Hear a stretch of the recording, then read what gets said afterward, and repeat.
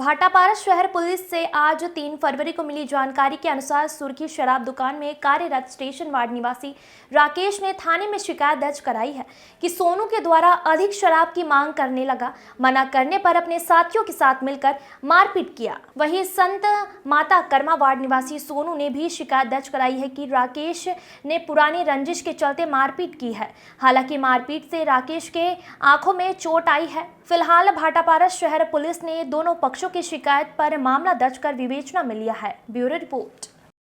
मैं सुर्खी भट्टी में सेल्समैन हूँ।